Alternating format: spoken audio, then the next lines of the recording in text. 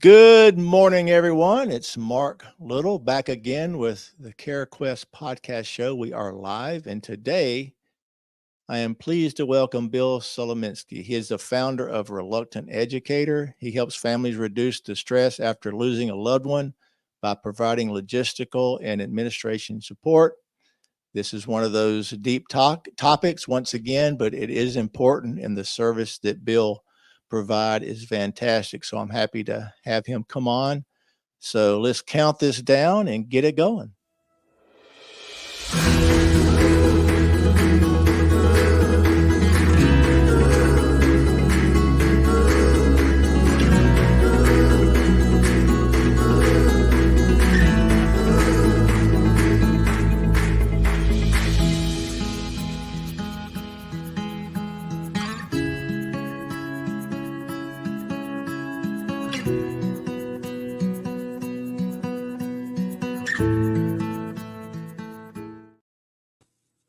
Good morning, Bill.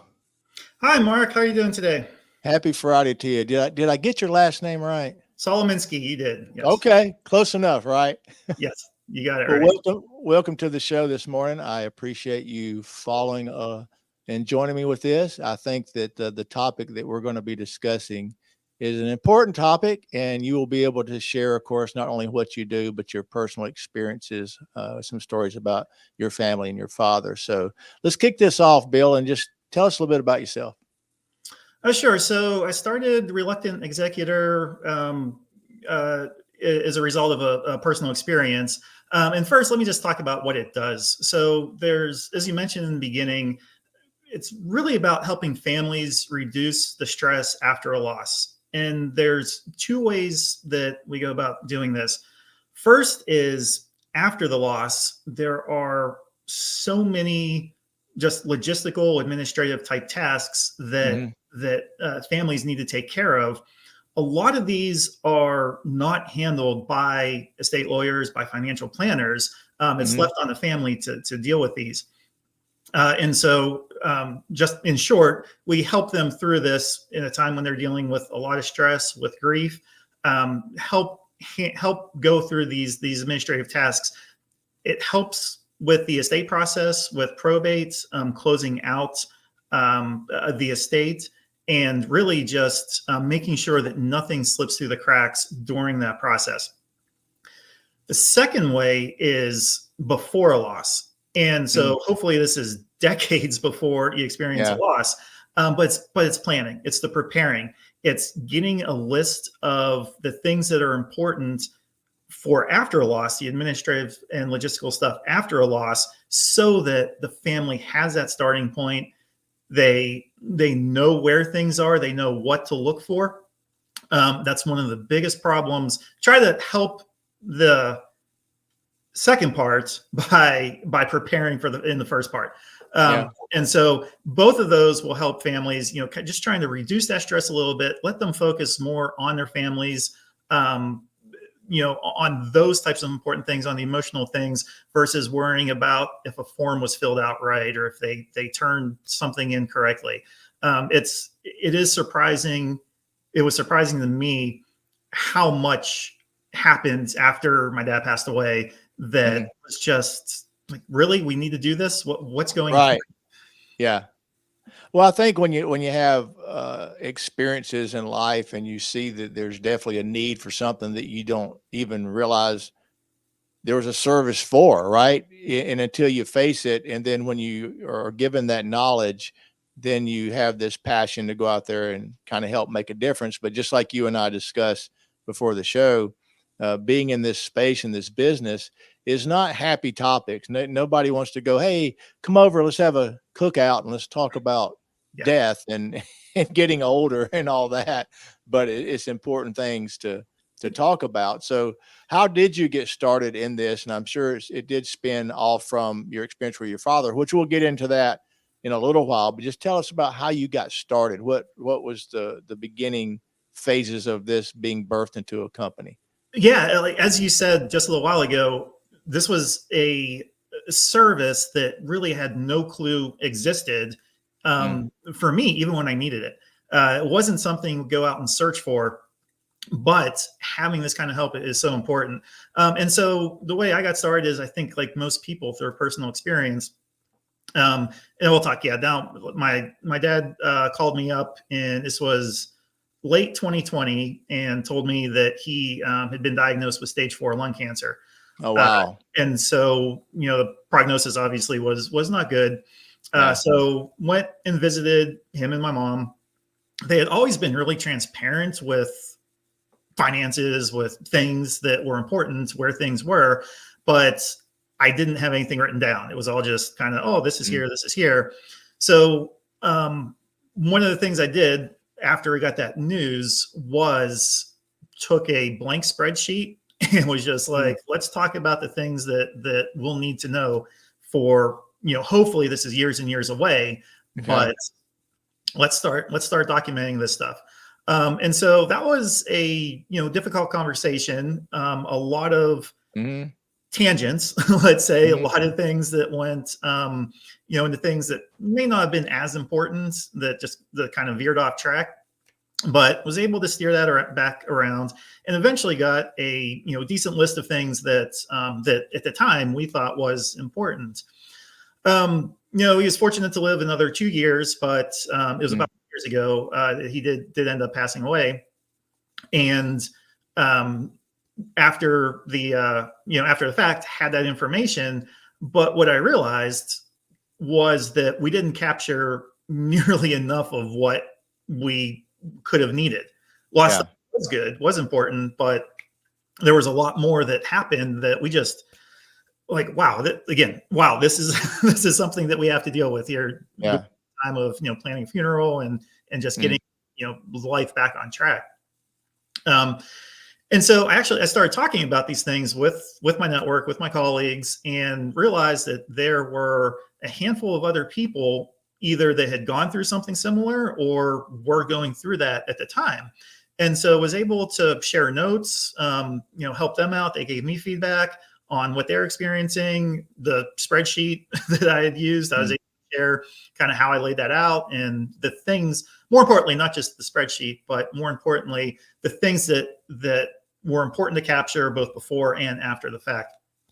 Yeah. Um, and so realizing that other people, especially in your 30s and 40s, as you have aging parents as well as a young family, usually that sandwich generation, right, where Hmm. stress on both sides. Um, realize that if I was having a problem, if my colleagues were having a problem, then there's something here. And so found that there was a handful of people that did this across the country. Nothing like super organized, but the Yeah. more you start researching, the more you start more people in some groups. So realize that this was a need out there, and something that can really truly help families in a time that they really are going through a really emotional and heavy type of situation. Yeah. When you say, this sandwich generation, which this is the phase that we're in life, I always kind of on the humor side, you think of what kind of sandwich is being served, because everybody has different ones, and and I'll use a different word. A lot of times it's a crap sandwich, right? And you got to deal with a lot of difficult things that we all face that we don't even want to face. No one wants to go through these things, but getting older is not for wimps, and it happens, and death is a part of it. And I think it's awesome, and we'll get a little bit further into more of the details of what you do, so people can understand the value behind what you're trying to do. But the entrepreneur in me always has to go here, and I want to know, what did you do before this, and how did your prior career help you prepare for this role? Yeah, so it wasn't like I had a background in a funeral home or estate Mhm. planning or anything like that. I actually spent my career in technology. Okay. Started out as an engineer, but most recently doing product and marketing. And so you don't really think that those careers, those paths, really go together. But my roles were really customer facing. Mm. So how that's prepared me for this, it was really helping develop and really strong critical listening and empathy skills. Ah, okay. When you're in customer facing roles, especially in marketing and technology, you really need to ask the right questions, be able to listen and understand what that problem is coming through, and have the empathy to deal with all types of different different types of customers, different and coworkers, really, for that matter. Yeah. Yeah. Um, but being able to listen is, I think, one of the most critical, a huge benefit to this role. These families are going through a lot. Having that empathy and just having somebody that they want to listen to goes a long way in establishing that trust, establishing that relationship Yeah. for somebody that's going to be handling usually some personal stuff. If we're talking about finances and other Hmm. things that you have to take care of for an estate. Yeah.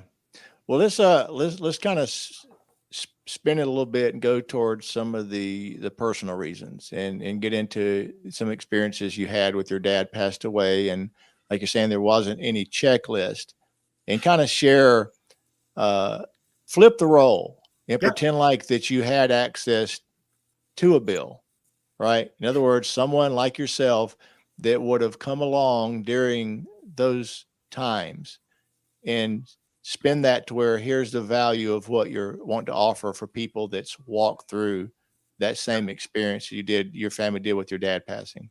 Oh yeah, yeah. There's a handful of ones, and as I mentioned, these are ones that popped up that, one, we weren't expecting, and two, we had not prepared for, even though we had prepared for some of this. The biggest one by far was regarding my dad's cemetery plot, Hmm. and so when I was a kid, I remember going to the cemetery and visiting grandparents, great grandparents, aunts, uncles, a family area where my parents always just would say, "Hey, that's where where we're going to be buried. That's our plot." This was in the early '80s, Wow. and so yeah, 40 years ago. So knew that they always had that plot reserved next to other family. So let's see, in between the time my dad died and the funeral, obviously planning all the funeral aspects, the burial aspects of everything, my mom gets a call saying that they don't have record of her owning a plot at the cemetery. Oh, wow. Okay. And you can imagine, this is only a couple days after my dad passed away, after her husband Okay. passed away. This is something that was taken care of over 40 years ago. Yeah. And now, 2 days before the service is supposed to happen, somebody's saying, "Yeah, guess what? We don't have any record of this." Wow. So, Like you needed that, right? exactly. Again, things Mhm. that you don't think about, that Yeah. just at the time you don't want to think about, right? It steals away from the grief. It steals away from what you need to be focusing on. And causes more stress, more Yeah. anxiety. Yep. Again, just stuff you don't want to think about. So, excuse me. Fortunately, um, my mom, the type of person she is, she actually pulled out the receipt from like 1980. It was the old, carbon copy, Wow. paper that you had back then. Many listeners may not remember what that was like, Yeah. but Yeah. she had a Wow. copy of that and was able to give it to the funeral director, and they took care of everything. What had happened was the cemetery changed ownership. Mhm. And so they lost a handful of records of people that had purchased plots at Wow, that man. space. Nothing, obviously, on our end. We did everything right, Mhm. but that was lost. And so I, sat down with my mom, like, what would we have done if you didn't have that receipt? And it's Right. like, we have no idea how that would have been handled, like what records we had. Yeah, it's like your word against theirs. Yeah, and then you can see our family name, next to them. Maybe Yeah. that would have helped. But Wow. the lesson with this one was, if you do have any type of burial, prepaid burial service reserved, document that. Have that in with your other important papers, any kind of receipts, any kind of contacts. Just have that ready to go. Have proof of what you have, because you Mhm. never know if it gets sold and gets lost, you're Yeah. putting your faith in other companies to handle Yeah. stuff or that's Yeah. And like you say, like 40 years, I mean, the odds of a company changing hands is pretty high. true. But you don't, again, all you know is it's handled, it's done. We'll face it when we get there. But you've already touched on a few things, but kind of go into what most families don't realize about those types of tasks. What are some other ones? Some maybe some more, common things that people could relate to. Yeah. So one that I think will probably impact most people is financial accounts.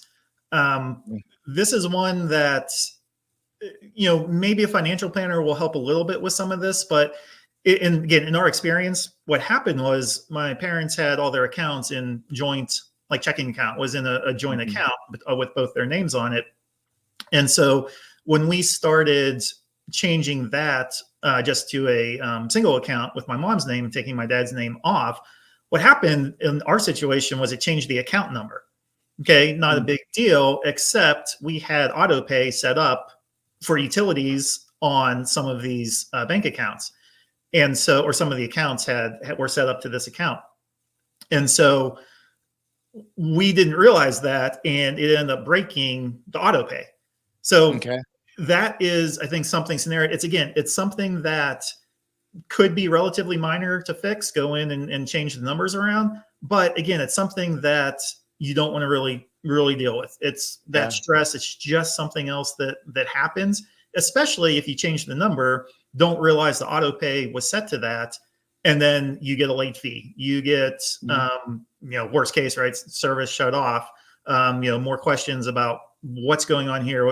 Why did this break?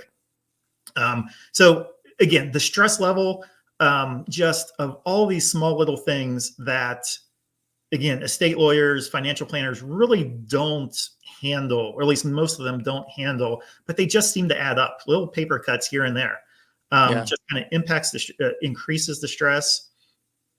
And you mentioned about what families don't realize, how grief can impact this as well. Mm. Um, Obviously, families are grieving in this situation, and I've talked in this role. I've talked to grief counselors and how they see things. One of them gave a great example. We were having coffee, and he was saying, like, think about your coffee cup as basically your brain, and pouring coffee into it is what you absorb throughout the day, what you can Right. handle Yeah. until the coffee cup is full, and then you start missing things Hmm. fall through the cracks. Now imagine you're going through grief. That coffee cup turns into a small little cappuccino cup Right. and just Yep. cannot handle nearly the amount of information and things that are going on. And that was, I think, for me, that was a great analogy, a I great way like that. Yeah.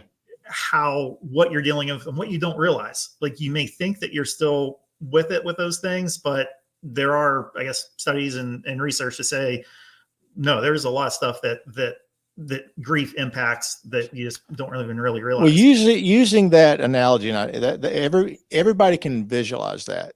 Anybody can visualize that.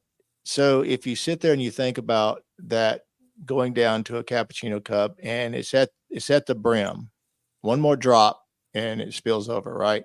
So when you have those things pop up, like what you and your mother did, we don't have any records of that. Thankfully, she had the receipt, but Mhm. that's that drop that it starts spilling over. So using that analogy with what the services that you offer and provide, is there anything that you can do for families? Say someone is in hospice or palliative care, or it's not that surprise. Like death happens when it's not expected, but there's still those moments to where a family does have time to prepare. They Yep. do have time to say their goodbyes, but they know it's coming. The last thing you want to do is, add to your plate. But I think it's important that you explain, here's what you can help them be doing as that anxiety of facing that moment of saying literally goodbye.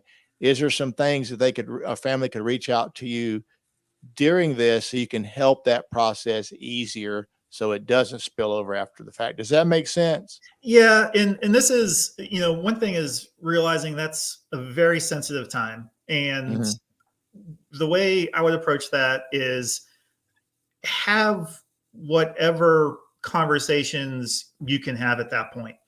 Um, Ideally, in an ideal scenario that I mentioned, the legacy planning, getting all this information documented and shared with the right people happens way before anybody gets sick. Again, decades before something happens. That way you can ask questions, Mm-hmm. um, and and really dive into things that are important. I would say in that scenario, if you are kind of in the last days or weeks, um, honestly, focus on the family. Yeah. Focus on spending that time. Mm. How I could help there is give the families yeah, um, an outline of the important things that they would need to think about after the fact. It's Yeah. realizing it's not something that they want to think about then if it's getting Yeah. really close. If you have, if you've just moved into, say, assisted living, that might be a great time to think about it, Mm. because it's still just, kind of the next phase of their life, right? Of moving into assisted living, but there's still a lot of time. There's still, hopefully they're still cognizant enough to be able to answer questions, to to remember where certain accounts are, what properties they own. I've talked Mm-hmm. to families who um, realized they didn't know that their family owns two other properties, which was again surprising to me. Yeah. But those kind of things, what I would recommend, start general. If you do want to have this conversation when it's kind of later in these stages, just ask some generic questions. Ask about maybe good times they remember at different properties. If you think there might be Yeah. a Yeah. farm in the family, or something like that. Um, just really be very sensitive on how you approach it, and again, focus on those I think last few days, last few weeks. Yeah. That's what honestly I would say. And if you do feel like trying to get some of that information out, document that, ask questions if you can, and then it's something that can definitely be. There's services out there like mine that can help after the fact to track that stuff down. Yeah. Well, Bill, I really appreciate you jumping on here and spending the time with me to share and talk about this. Is there anything that's come to mind that you like to share or add before we go? Yeah, just don't be afraid to ask for help. I think that's one of the things. As if you get assigned, if you're an executor for a family, a lot of times I see people that feel like they need to take all that on themselves.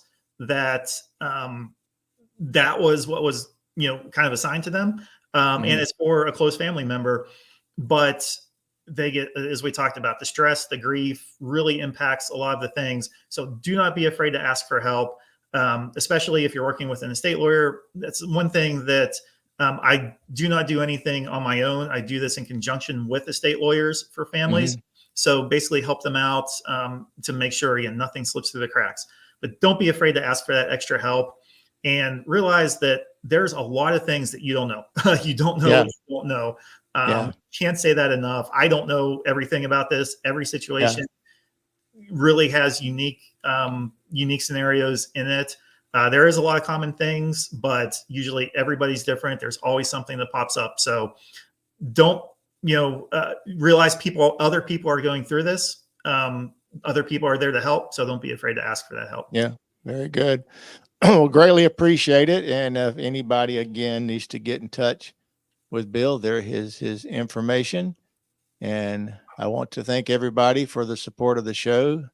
Here at CareQuest, we do try to connect people with all the resources that they need. And at the end of the day, if someone needs help with in-home care, assisted living, or memory care placement, we are here to do that at no charge to the families. And we do want to be able to help make the path during these stages of life to be easier and less stressful so people can focus on what's important, which is their loved ones. But Bill, thank you so much. I hope you have a great rest of your day. And until the next show, we will see everybody later. Right. Thank you, Mark.